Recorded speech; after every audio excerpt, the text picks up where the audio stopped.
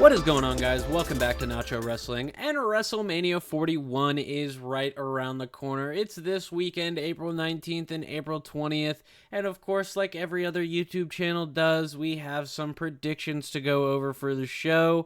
So with that being said, be sure to like, comment, subscribe, hit the bell to stay up to date on all things Nacho Wrestling, and if this is your first time watching a Nacho Wrestling video, why don't you consider the subscribe button? I'm trying to reach 500 subscribers, and your help would be greatly appreciated. With that out of the way, let's move on to those predictions. One quick aside before I get to those predictions is that these are not in the specific match order that WWE seemingly announced for the cards. This is kind of just the order that I wrote them down in. So, if you want to type in the comments, War Raiders and New Day are not starting night one. It's definitely going to be Gunther and Jade for a feel-good moment at the start. A la WrestleMania 35 with Seth Rollins and Brock Lesnar. I didn't ask. War Raiders versus New Day for the WWE World Tag Team Championships. I think this one's very obvious. We're, of course, going to see the New Day beat the War Raiders, which they probably should have done like 2-3 months ago, but it's Triple H. What are you going to do? He's kind of busy with other stuff right now. He doesn't have time for everything, even when he should make time, especially Raw's on Netflix and can go for 3 hours, 3.5 hours if they want. So you got time. You got time. They should have won the titles 2-3 months ago.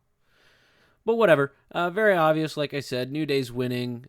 What they do with the belts afterwards, completely nebulous. So, who cares?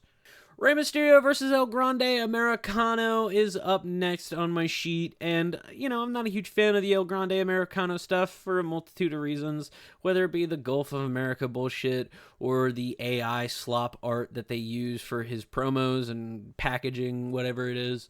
Not a fan of those two things, really. But Chad Gable, I am a fan of. And anything Chad Gable is involved in is pretty funny. So the stuff he's going to do with Rey at Mania should be great. Should be a really good match, in terms of the wrestling. So, yeah. I mean, and this match could really go either way. I will say that I do see El Grande Americano getting the win, which sucks because Rey's probably wrapping it up here in the next 3-4 years.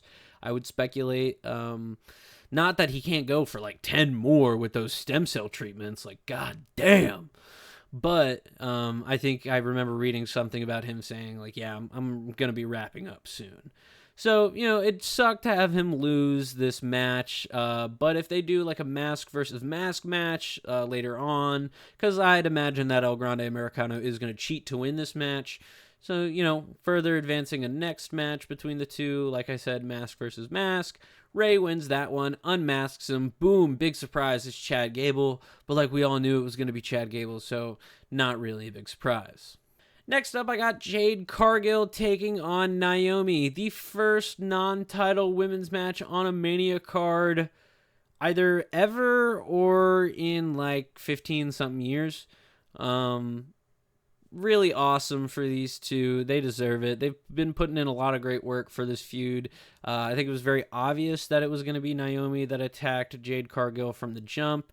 At least I thought it was obvious that it was going to be Jade. I think some other people thought it was going to be Bianca. And then when they did the red herring with Liv, they were like, oh, okay, I guess it's Liv. But I always had hope that it was going to be Naomi. And what Naomi's been doing as a heel has been great. And I think it's only going to be of service to a big Jade Cargill WrestleMania singles win and a big moment for her. Naomi, of course, will get her time in the sun. If she keeps doing the great work that she's doing, I could see her being the one to maybe dethrone babyface Tiffany Stratton. That's right. More on that in a second. Before we get to Tiffany Stratton versus Charlotte Flair, let's make a quick pit stop at the United States Championship. We, of course, have LA Knight defending his United States Championship against Jacob Fatu, the Samoan Werewolf.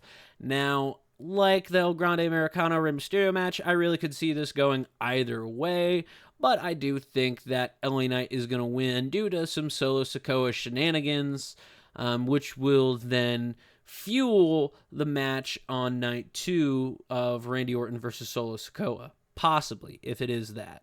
More on that in a couple of minutes. That being said, I do have LA Knight winning. if I had to put confidence points on it, I wouldn't be too confident because, like, obviously Triple H loves Jacob Fatu. The fans love Jacob Fatu. I just don't know if they would have him win the United States title and then also have someone like Penta win the Intercontinental title, because both guys are pretty new to the company. You really want to wait just a little bit till you flesh out their characters a little more. But like Jacob's pretty fleshed out compared to Penta. So, I feel like Jacob could definitely win the belt, but I also think they really love LA Knight as United States champion, and he just got it back. So it'd be a little weird to have him lose it immediately again. So yeah, LA Knight, but I could see Jacob winning. All right, Tiffany Stratton versus Charlotte Flair for the WWE Women's Championship. I don't want to say I can see this going either way, but like it could. But I want Tiffy to win. I really do. Charlotte is a bona fide star, whether you like her or not. Like, she is. She's a proven act. She can go in the ring. She puts on good matches, and all these like negative hate comments about her and her personal life and all this bullshit. It serves no purpose. It really does. Like, she's really good in the ring. Her character stuff sometimes is a little shallow and a little bit lacking. Yeah, it is, but it is for a lot of people. So you can't really fault her for that when you got a lot of the guys doing the same shit. So, it is what it is. But Tiffany should win, especially because, like, you got to build up the future. And the crowd loves Tiffany. They really do. She's a genuine, organic babyface. She came in as a heel, and nobody was really interested in her. Teamed up with Nia, won the Money in the Bank briefcase, and ever since then, it's just been steady, skyrocketing up. The reactions are louder and louder for her every week. I think it'd be weird to have her lose this belt and almost lose all momentum to Charlotte. So, yeah, give me Tiffany. Give me Tiffany on this one. If I'm wrong, I'm wrong, but I hope Tiffany does win. All right, Gunther defending his WWE World Heavyweight Championship versus Jay the Yeet Man Uso. I mean, come on, Jay's winning, as a wrestling fan and someone who really loves the art of professional wrestling and less the cinematic, entertainment side of it. I love Gunther, I really do, and everything he does is great. He's really good in the ring, obviously, and hopefully him and Jay put on something that is a little better than what they did at Saturday night's main event. Not saying that match was bad, just saying that, it was good, and I think there's some room there to grow for the two of them, especially with Gunther leading the match. It should be really solid. Like I said, Jey Uso is obviously winning that belt. It's probably going to kick off the show. A good big feel-good moment for the start of WrestleMania, the official start of WrestleMania weekend. I know it's like WrestleMania week now, but, 19th, 8 p.m., more like 8:15 after entrances and promos. Well, after the match, too, I'd probably say, I don't know how long they're going to get. I don't know. I could see them getting like 15. But that would require Jay to do some wrestling. So, don't come at me. Don't come at me, man. I'm just saying. And, of course, I do know what the two main events are, so I'm going to save the main events for last, obviously. But we have the main event of night one, Roman Reigns versus CM Punk versus Seth Rollins. Now, you could argue that this is just a plain old triple threat match, but I like to think this is a triple threat match for the custody of Paul Heyman.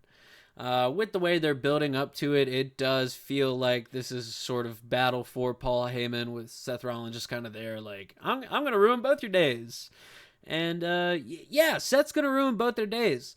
I think Seth needs the win more than Roman or Punk right now. Like, Punk's red hot. He's not going to lose any momentum by eating an L here, taking the pin. Roman was champion for 3 years, 2 years as double champion, something like that. He's fine.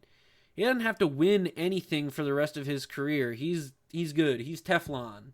Nothing can touch him anymore. Like, he's automatic main eventer. You know, he's the above title picture now. And that's fucking cool as shit. You know, that's really cool that he has reached that level in his career. So I think Seth needs the win. Does Seth join up with Paul Heyman? Does Seth not join up with Paul Heyman? That's a whole other debate in of itself that I don't really want to talk about right now. But I could see it. You know, it'd be cool. It'd be interesting to see how Paul Heyman works with someone who, you know, already is a good promo. I guess he's done that with CM Punk before, so, you know, whatever. But it'd be interesting to see him work with Seth. You know, that's really something we've never seen before. So it'd be interesting to see how that works. Yeah. So that's night 1 for you. Written down here at the top of my sheet for night 2, I have Liv Morgan and Raquel Rodriguez defending their women's tag team championships against the odd couple of Bayley and Lyra Valkyria, the Intercontinental Champion for the women's division, Lyra Valkyria, to boot as well. Sucks that Lyra is not defending her belt, IC, or blah. Sucks that she's not defending her Intercontinental title at WrestleMania weekend. You know, kind of makes you wonder why those belts were introduced in the first place if they weren't going to be defended, you know, at the show of shows. Whatever.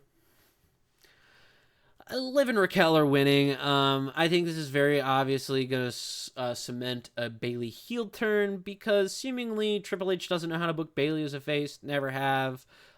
Even when she was a hugger down in NXT, she really didn't. I mean, she was a great face. Don't get me wrong. She was a great, like, John Cena type for the kids down in NXT. But in terms of, like, dimension and depth as a face, there's never really been much there for her. And she's kind of a really good heel. So throw her back as a heel. Let her work with Lyra. You know, have her fucking team up with Roxanne or something. Like, you know, that'd be cool. Because Roxanne's still a heel, I think, right now. So have her team up with Roxanne. And, like, Roxanne's the prodigy. Well, fucking Bayley's the role model. The role model and the prodigy. It writes itself. It writes itself, honestly. You know, so, like I said, Liv and Raquel are obviously winning these belts. And, you know, they'll drop them probably in, like, 2 months to the Party Girls or whatever. Next up, I have written down is AJ Styles versus Logan Paul. And I would like to just put out a little prayer real quick. Dear Heavenly Father, I hope that Logan Paul loses this match. Thank you. In the name of Father, Son, Holy Spirit. In no universe should AJ Styles lose this match, genuinely. Especially with the whole Karrion Kross coming in and being like, AJ, if you lose, you are proving this guy right. You are proving that all you need to do to make it in this business is be a money guy and come in with 0 ounce of training and just waltz in because you have a fucking brand deal with the company and you're a global YouTube star. Like, I genuinely don't see Logan Paul winning this match, especially if the rumors of AJ's contract being up soon and him possibly going over to the dub, you know, like, I mean, if I'm WWE, I'm not letting AJ Styles leave. Genuinely. People still love AJ, like, a lot. So to have him lose to Logan Paul on a possible contract year is a very poor business decision. So give me AJ Styles in this scenario. But, you know, like most of these matches, I could see Logan Paul winning. I just really don't want to see it. So, yeah. Enough of that, I guess. Next up for the Intercontinental Championship, we have Braun Breaker defending against Penta, Dominic Mysterio, and Finn Balor. This is the only Fatal 4-Way that I have ever seen, or multi-man match, period, that I have ever seen, where any of the guys winning, I'm alright with. Like, Penta, fuck yeah, awesome. A little too soon, but cool. Finn, hell yeah. First title win since 2016? No, he won the Intercontinental title at 34. I think that's been his last singles title. Holy shit. It's been a while for Finn. You know, Dom, awesome. Fuck yeah. First singles title, point blank period. First Mania win, I believe, as well. No, wait. No, Miz and Logan Paul, I think, won against them. I don't know. But yeah, Dom would be great. Braun would be a little lackluster in my opinion, just because they haven't really done a lot with him on this build up. Except for these last couple of weeks, like they've been really showing him off and showcasing him. Like that's cool. Why haven't you been doing that for the past couple of months? Really building him up as a credible threat. I know he's had title defenses and everything like that, but it's been title defenses against Ludwig Kaiser over and over again, and title defenses against Sheamus, who's nowhere to be seen in this match. So it just doesn't make sense. I'm ranting here. But, like I said, any of these guys could win, but I think Dom is going to win. I think Dom is going to take an ultimate opportunist approach, and he's going to have an opportunity to hit some sort of move, whether it's a 619 or whether it's a frog splash or something on either like Penta or Finn or Braun or Finn. And he's going to choose Finn, and he's going to pin Finn for that belt. Thus cementing another Judgment Day Civil War, which I think this is just going to lead to Finn Balor getting jumped out, not necessarily a civil war. Next up, we got the Sin City Street Fight. Drew McIntyre versus Damian Priest. This one's very obvious. I don't think this one has any doubt in anybody's mind. Drew McIntyre is winning this match. I mean, it's a make good for last year. He lost the belt after winning it in like 5 minutes to a Damian Priest cash-in. So the story really writes itself, and these guys have taken something that Triple H kind of didn't give them a lot of, and really molded it into probably one of the most interesting stories of the Mania builds so far. So I'm really interested to see what they do with the Sin City Street Fight. Hopefully those two just have like a fucking ECW style hardcore match. I'm not asking for thumbtacks and whatnot, but like some good table spots, some good stuff with some chairs, some kendo sticks, maybe a toss off a ladder through the Spanish commentary table, just a thought. But yeah, should be really interesting. Drew McIntyre is obviously going to get this win. I think Drew's going to be the one to take that WWE Championship off the winner of the main event, whenever that is. I don't know, but I think it's going to be Drew who wins that belt later on down the line. So let's move on to the not announced match yet. Randy Orton versus Solo Sikoa or Nick Aldis. Now, I know a lot of people do believe that it is going to just be Solo Sikoa, mainly because it'd be weird if Solo's not on the card. After all the fucking stuff they've tried to do with building him up, why not give him a Mania match against Orton? Well, I just explained why they wouldn't give him a Mania match with Orton. They tried and did all this fucking shit with him, and he didn't get over. I mean, he got over, he got booed, but I don't know if it was the good type of boo. I don't know if it was good heat or X-Pac heat with Solo. And then Jacob Fatu showed up and immediately outshined him, so it's really hard to understand where the trajectory is for Solo. So I think it'd be a lot more interesting if Nick Aldis came out of retirement, or I guess officially debuted as a member of the roster. Obviously that means we'd have to get a new SmackDown general manager, which sucks because I really love what Aldis does as the general manager for SmackDown. So it'd be a win-lose situation. Win, Nick Aldis back in the ring wrestling. If you haven't seen him wrestle, go check out his stuff in NWA. More importantly, his NWA title matches with Cody are some of the best matches I've ever seen. So Nick Aldis is really great. So give me either of those matches, honestly, but I think no matter who it is, Randy Orton's getting the win. I think that's primarily because his plans changed last minute. It was supposed to be him and Kevin, and I think Kevin would have gotten the win, but Kevin's out now. And all right, the penultimate match I have listed here is the women's triple threat for the WWE Women's Championship. Of course, it is Io Sky defending her women's championship against Bianca Belair and Rhea Ripley. Now, in my heart of hearts, I want Io to win. I want Io to retain. But I know that's not going to happen because they wouldn't have put the belt on her, 3, 4, like a month and a half out before Mania. They wouldn't have done that if they were going to have her win at Mania. So sadly, not sadly, because I would love it for Bianca to win, but I do have Bianca winning. I don't think she's going to pin Io. I think Io is going to kind of be protected because Triple H also really does like Io Sky. So I think he's going to protect her and have Bianca pin Rhea. And then, that sets up Bianca and Rhea for Mania next year.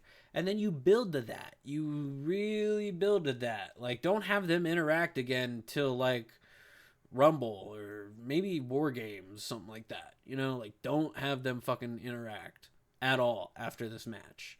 Especially if Bianca does win and pin Rhea. So, yeah. That being said, Bianca winning. Very obvious, I think. They're going to keep her Mania streak alive, and then Rhea's probably going to get her lick back next year, and then break Bianca's little, 6-7 match streak, whatever it is. And finally, we have the Night 2 main event. Cody Rhodes versus John Cena for the undisputed WWE Championship. I'm going all in on John Cena, man. I mean, it makes the most sense. I don't think you have Cena come back and be a bad guy to just feed him to Cody. It doesn't make sense to me personally to have Cena be the big bad of the week for Cody when he was always the perennial, eternal babyface. So it's just interesting that they would be like, oh, let's have Cena be the bad guy. Is it because Rock wasn't available or Rock didn't want to work? So they were like, well, John, you want to do it?